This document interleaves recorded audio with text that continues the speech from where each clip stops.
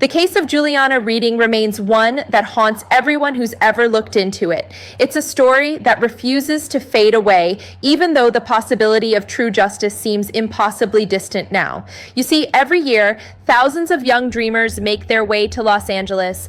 They come with stars in their eyes and hope in their hearts, ready to conquer the entertainment industry. Some of them make it. They build careers that are not only successful, but deeply fulfilling. Others pack their bags and head back home, dreams unfulfilled. And then there are those who stay, endlessly chasing that one big break that always seems just out of reach. 21-year-old Juliana Reading was one of those dreamers. In 2005, she left her home in Arizona and settled in Santa Monica, ready to pursue her dreams of becoming an actress.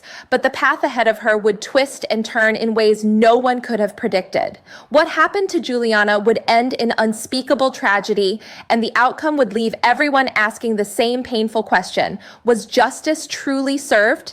Today, her family lives with an agonizing truth. The person who brutally took Juliana's life may never face full accountability. So let's examine this case together. From everything we know, Juliana Reading's childhood in Tucson, Arizona was filled with happiness and love. She attended South Point Catholic High School, and after graduation, she made the decision to move to California. Her goal was to break into the modeling industry, but she also wanted to stay close enough to visit her family whenever she could. Juliana once shared with her parents, Patricia and Greg, that she dreamed of opening her own boutique one day. But more than anything, she wanted to be a business owner, to build something that was entirely her own. Even after moving to Los Angeles, Juliana's bond with her family never weakened. She called her parents constantly, updating them about her life, her plans, her hopes for the future.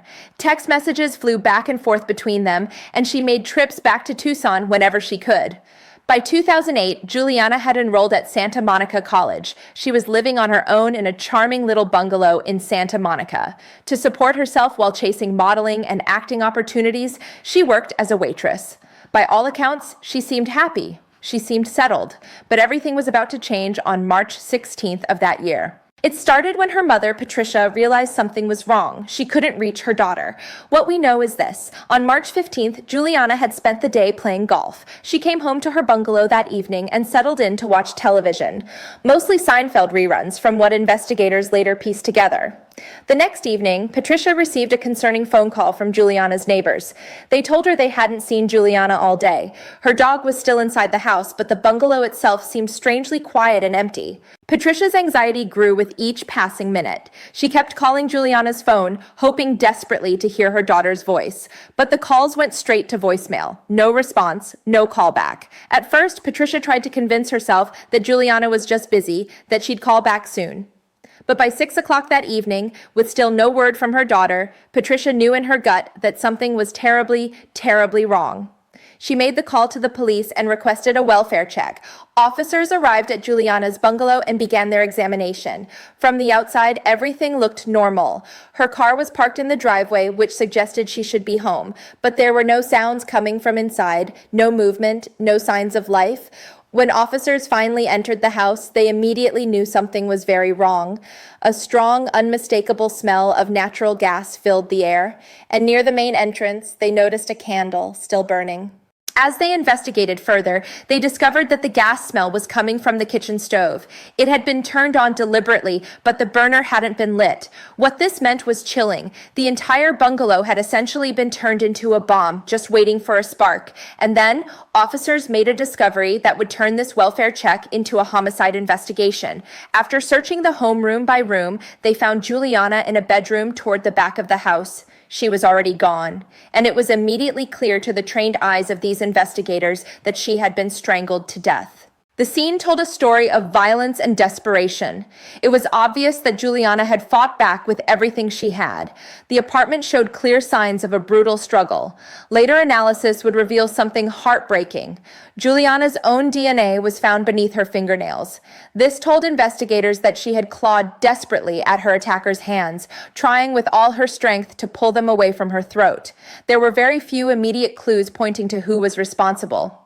But one thing was crystal clear. Whoever had broken into that home had deliberately turned on the gas. This was an attempt to blow up the entire bungalow and destroy any evidence of what had happened. If the intruder's plan had worked, if that gas had ignited from the nearby candle, much of the critical evidence at the scene would have been obliterated. Fortunately, because of the bungalow's older construction, the gas never accumulated to the level needed for an explosion. Investigators began the painstaking work of reconstructing Juliana's final moments. Based on the evidence, they determined that on the night of March 15th, around 10 o'clock in the evening, someone had broken into her home. Once inside, this person attacked her. At one point during the struggle, Juliana's head was slammed against the floor, causing a serious injury. The length and intensity of the struggle suggested something important to investigators. Juliana had fought back so fiercely that her attacker may have been caught completely off guard. Unable to overpower her quickly, the assailant ultimately resorted to strangulation. Phone records would later reveal something that breaks your heart to even think about. Juliana had tried to dial 911. She had tried to call for help, but the call was disconnected before it could go through. In her final moments, she had reached for that phone, hoping someone would come to save her. The neighbors who had contacted Patricia gave their statements to police. They said they hadn't noticed anything particularly unusual around the bungalow. However, they did recall hearing something the night before. Around 9:53 in the evening, they'd heard what sounded like furniture being moved and someone shouting, but at the time they hadn't thought much of it. As they explained to investigators, it could have been anything, maybe a small party, maybe a minor argument between friends, nothing that screamed emergency. At the crime scene, investigators collected several crucial pieces of evidence. Multiple DNA samples were recovered from Juliana's clothing, from her throat, from her phone, and from the front door. Processing these samples would take time, but they represented the best hope of identifying who had been inside that home. In the meantime, detectives began the process of interviewing Juliana's friends and family, trying to piece together a picture of her life and identify anyone who might have wanted to harm her. Juliana's father made a suggestion that would become the first major lead in the case. He told investigators they should speak with John Gilmore, a man who had been in an on-again, off-again relationship with his daughter. During this conversation, he admitted something that had been weighing on him. He'd always been concerned about Juliana's involvement with Gilmore. He described him as someone with a violent temper, and his fears weren't baseless. Gilmore had kicked in Juliana's car door during one argument. He'd even broken into her home during another dispute. When investigators heard this, they felt they might finally have the lead they'd been looking for. They immediately began searching for John Gilmore, and it didn't take long to track him down. During questioning, Gilmore admitted that he had gone to Juliana's house on Sunday morning, but according to his account, even though he saw her car parked in the driveway, she never answered the door. He claimed he didn't smell any gas. However, when he looked through the security gate, he could see a candle burning inside the house. Gilmore acknowledged that he and Juliana argued from time to time. When pressed about the violent incidents her family had mentioned, he didn't deny them. He admitted they'd fought on multiple occasions. One particular argument had happened on Saturday night, he explained. According to his version of events, the tension began when he called Juliana to let her know he'd be spending the evening with friends. She apparently became upset and hung up on him. After that, she decided to go out with one of her own friends, while Gilmore went to a house party a few miles from her apartment. The two continued texting throughout the evening, though their messages carried an edge of tension. Then, around 10 o'clock at night, Juliana stopped responding completely. The next morning, when Gilmore still hadn't heard from her, he tried calling and sent several more text messages. No response. Concerned by the silence, he decided to drive to her bungalow. But when he couldn't find her there, he eventually left. Although Gilmore started out as the prime suspect, security footage from the night of the murder soon cleared him. Surveillance cameras captured him visiting a Jack in the Box restaurant and a nearby convenience store between 9:45 and 10:15 that night. Additionally, multiple people from the house party he'd attended confirmed that he was there during the time window when the attack took place. This effectively ruled him out as the killer. Then came a development that changed everything. Forensic tests revealed that most of the DNA found throughout Juliana's apartment belonged to a woman, not a man. This completely ruled out Gilmore's involvement and left investigators with far more questions than answers. They began the process of interviewing every woman in Juliana's circle. They explored theories about a possible love triangle. They considered the possibility of jealousy. Perhaps someone resented Juliana's looks, her success, or her lifestyle. Despite collecting DNA samples from everyone they interviewed, not a single one matched the evidence recovered from the crime scene. It was around this time that another man entered the picture, a physician named Munir. As investigators dug deeper, they learned that Juliana and Munir had first met in 2007 while she was working at a restaurant. This marked the beginning of what would become a very significant connection in the case. Juliana clearly made a strong impression on Munir. Not long after they met, he offered her a job as his medical assistant. She accepted the offer, probably excited about the opportunity to earn better money. After all, working as a restaurant hostess or server doesn't exactly pay well, especially when you're dealing with difficult customers day in and day out. But their relationship quickly evolved beyond anything professional. Juliana eventually agreed to move in with Munir. During this time, he provided for her completely and allowed her to live in his lavish Beverly Hills home. At first, the arrangement probably seemed exciting, even flattering. Here was a wealthy, successful man who wanted to take care of her. But before long, Juliana started to feel uneasy about Munir's behavior. She began to suspect that he was becoming increasingly possessive of her, perhaps even obsessed. At one point, Munir proposed to Juliana. He promised to buy her a luxury car for her 21st birthday. As a wealthy man, he certainly had the means to make good on that promise. But what might have seemed generous on the surface soon began to feel deeply unsettling. Juliana grew uncomfortable, especially when she learned about Munir's reputation. Apparently, he had a history of showering women with expensive gifts, cars, jewelry, lavish presents that came with strings attached. It's unclear whether Munir was genuinely infatuated and simply exaggerated the nature of their relationship, or whether he deliberately misinterpreted Juliana's intentions. Either way, his behavior became increasingly odd, increasingly controlling. Juliana soon realized she needed to get away from him. Determined to reclaim her independence and take control of her own life, she made the decision to end things. She moved out of his Beverly Hills home and settled into the Santa Monica bungalow that her father helped her pay for. She was ready to start fresh, to build the life she'd always envisioned for herself. What's somewhat surprising is that Juliana and Munir actually stayed in touch even after their breakup. By all accounts, things had ended on relatively good terms. One of Juliana's friends later revealed that the two of them, along with her, had even taken a trip to Las Vegas together to celebrate a friend's birthday. But things weren't as innocent or straightforward as they appeared. When Juliana's father decided to look into Munir's background, he uncovered something deeply disturbing. Munir wasn't just some wealthy bachelor. He was married. Not only that, but he had 3 children living in Lebanon. When he told Juliana what he discovered, he made it clear that he was certain Munir's family had no idea about her, or about the other women he'd been involved with. The revelation left Juliana shocked and heartbroken. She immediately told her father that she wanted absolutely nothing more to do with Munir. It was the right decision. She cut ties completely and told him never to contact her again. Despite the tension between them, Juliana's father, Greg, who worked as a pharmacist, continued to stay in contact with Munir. The two had been working together on a business venture, but the deal ultimately fell apart after Greg began to suspect that Munir might be running his operations in a questionable, possibly illegal manner. As more information came to light, it became increasingly clear that Munir was not the respectable, trustworthy professional he'd pretended to be. Investigators couldn't ignore the timing of what happened next. Juliana's death occurred just 1 week after that business deal collapsed.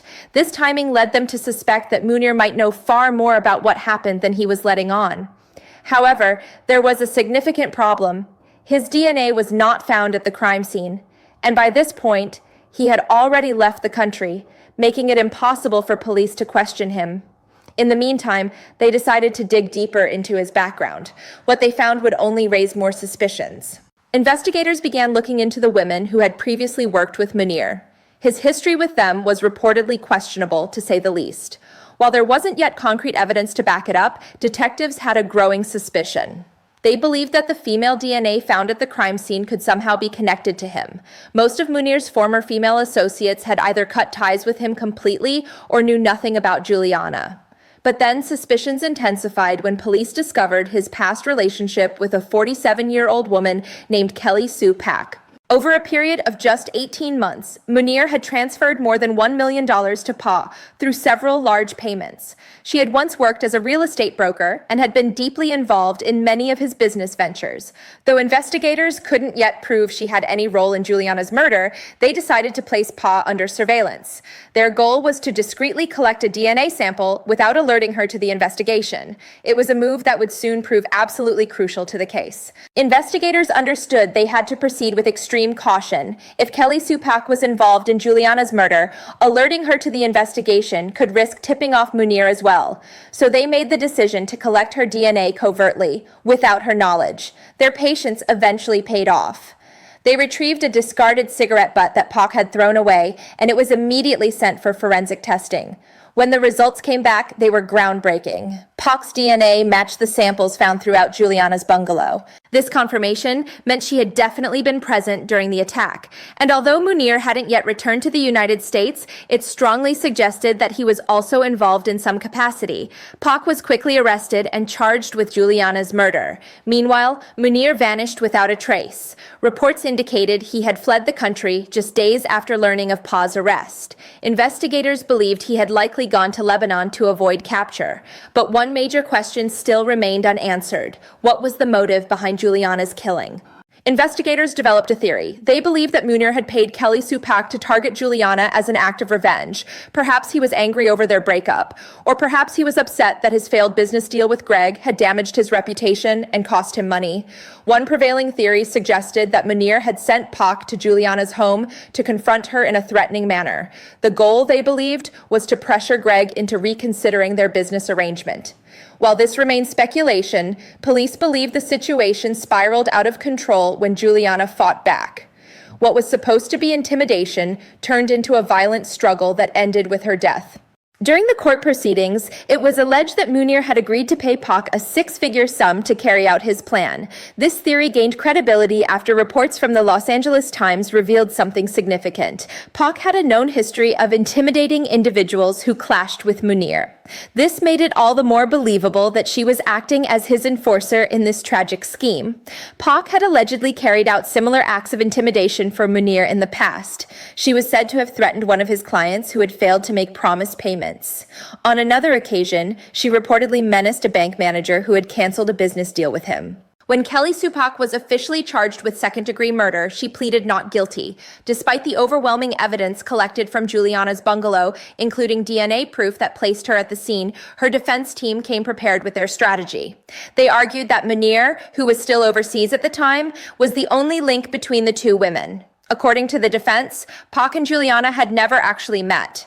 The prosecution intended to present their theory that Pa had been acting as Munir's enforcer, that her attempt to intimidate Juliana had spiraled into murder. However, this strategy fell apart in court. The judge ruled that prosecutors could not introduce this theory because there wasn't enough direct evidence to prove it. As a result, the state was forced to rely solely on the physical evidence found at the scene, most notably the DNA that tied Pa to the crime. Prosecutors emphasized that Pa was a tall, physically imposing woman. She stood nearly 6 feet tall and carried herself with the confidence and authority of someone who could easily act as an enforcer if instructed by Munir. Her presence was described as intimidating, with a commanding personality that few people could stand up to. As more evidence was presented, it seemed increasingly likely that she would be convicted of Juliana's murder. The evidence was damning. Pak's DNA was found in multiple locations throughout the bungalow: on Juliana's clothing, on the front door, on the locks, on her phone, and most incriminating of all, on Juliana's throat. Investigators also discovered Pak's fingerprint and a drop of her blood on a dish in the kitchen sink. The prosecution argued that this was undeniable proof of her presence inside the apartment that night. And since the two women had supposedly never met before, Pak had absolutely no legitimate reason to be there. The only explanation, they argued, was that she was there to carry out an attack ordered by Munir. Prosecutors argued it was indisputable that Juliana had been manually strangled. They pointed to the presence of Pa's DNA on her throat as clear, undeniable proof of her involvement. But holding Pak accountable would prove to be far more challenging than anyone anticipated. Just as she had allegedly fought fiercely the night she encountered Juliana, she wasn't about to go down easily in court. Her defense team came prepared to challenge every single piece of evidence. They used every strategy available to cast doubt on the prosecution. prosecution's case. One alternative theory, presented by Pak's defense, questioned whether she had even been inside Juliana's bungalow the night of the murder. They argued that the lack of eyewitnesses left too much uncertainty about what truly happened. The defense also introduced the concept of secondary DNA transfer. They claimed that Pak's DNA might have ended up at the crime scene through indirect contact. Perhaps they suggested her DNA was on an object she had touched, and that object later made its way into Juliana's home. It was a bold argument, but one specifically designed to plant reasonable doubt in the minds of the jurors. The defense elaborated on this theory by explaining the science of DNA transfer. They explained how DNA can transfer when two people handle the same object. This means one person's genetic material can unknowingly be passed to another location or person.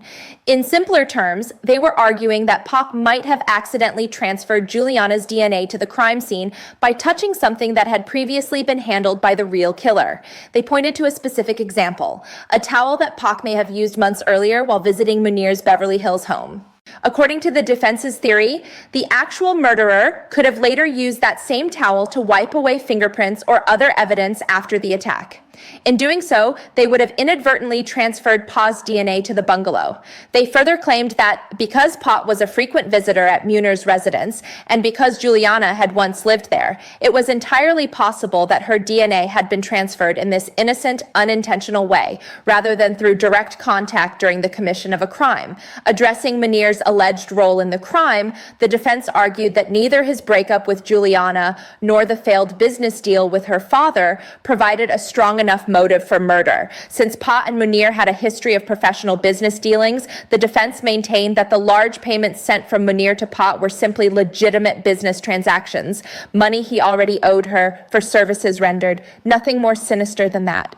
The prosecution, on the other hand, presented a far darker picture of the relationship between Munir and Pak.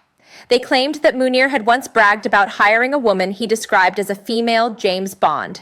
This suggested that she was someone he paid to carry out covert and potentially lethal assignments. Prosecutors asserted that Munir had both the motive and the means to order a hit on Juliana. He was angry about the breakup, he was angry about the failed business deal, and he had the money to make someone disappear.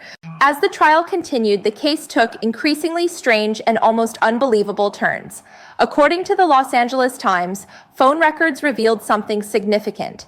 Pak had contacted Juliana's workplace in the days before the attack. She was also seen outside Juliana's bungalow the night before it happened. Since the two women had supposedly never met, investigators believed Pa had reached out to learn Juliana's schedule. She was gathering information, planning her approach, figuring out how to gain access to the apartment while planning the assault. Moreover, both Pak and Munir were under active investigation for their alleged involvement in a massive health insurance fraud scheme. Police were still actively probing this case at the time of the trial. The pieces of the puzzle seemed to fit together. And yet, when the jury ultimately delivered their verdict, it shocked everyone in that courtroom.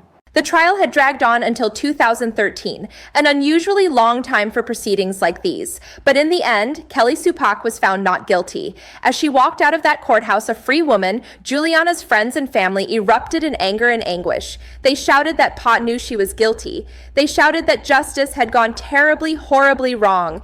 In the end, no one was ever held accountable for Juliana's death.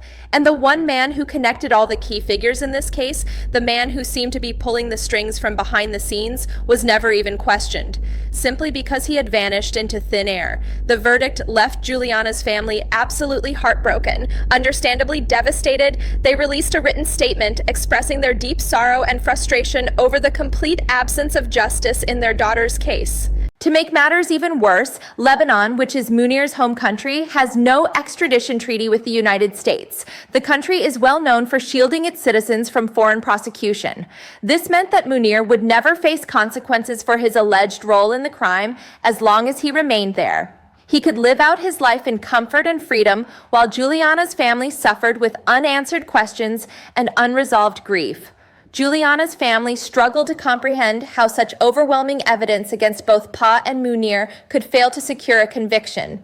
How could a jury look at all that DNA evidence, all those phone records, all those financial transactions, and still find reasonable doubt? Over time, they've tried to come to terms with the court's decision. But acceptance doesn't mean the pain has faded. Juliana's mother, Patricia, now spends time painting in her daughter's room. It's a quiet, contemplative act that helps her feel a small, lingering connection to Juliana.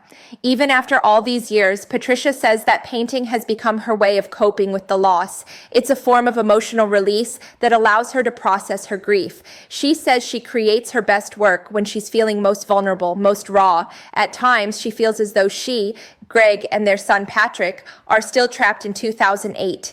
The year of the attack, unable to fully move forward, still haunted by the fact that Pak and Munir walked free. Still, Patricia has managed to find a renewed sense of purpose through her art and through her personal journey of recovery from breast cancer. She's learned to search for light even in the darkest moments of her life. She's learned that survival means finding meaning even when justice has failed you. As for Munir, he is believed to have reunited with his real family in Lebanon after fleeing the United States, and he continues to insist on his innocence to this very day. He has never been questioned. He has never been formally charged in connection with Juliana's case. In 2015, he was arrested in Germany on accusations of medical fraud. But as with everything else in this case, the charges never went anywhere. Authorities claimed that he had allowed a physician's assistant, someone with absolutely no formal medical training, to perform surgeries that he had promised to handle himself. More than 20 of his patients later came forward with horrifying stories. They said the procedures left them permanently disfigured. For reasons that remain completely unclear, Munir was released and allowed to return to Lebanon, where he is once again suspected of committing medical fraud. When investigators discovered that Pa was also linked to the 2015 German case, she was arrested as well. She faced serious charges: conspiracy, patient deception, performing botched procedures that caused disfigurement, and defrauding insurance companies of $150 million. But after posting a $1.5 million bond, she managed to slip through the authorities' grasp once again. She walked free, just as she had after Juliana's trial. There's no easy answer or satisfying conclusion to Juliana's story. Once it became clear that Munir had been living a double life, deceiving everyone around him, her family did absolutely everything they could to protect her. They warned her. They tried to pull her away from his influence, yet he ultimately walked away from all of it without facing any real consequences.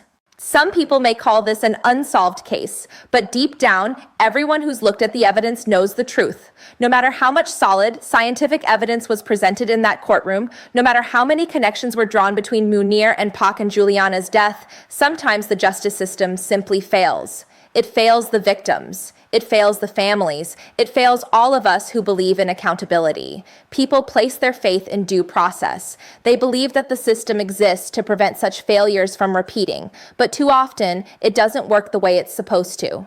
All we can hope is that Juliana's case serves as a reminder and a lesson for the future, that her story won't be forgotten, that her name will continue to mean something.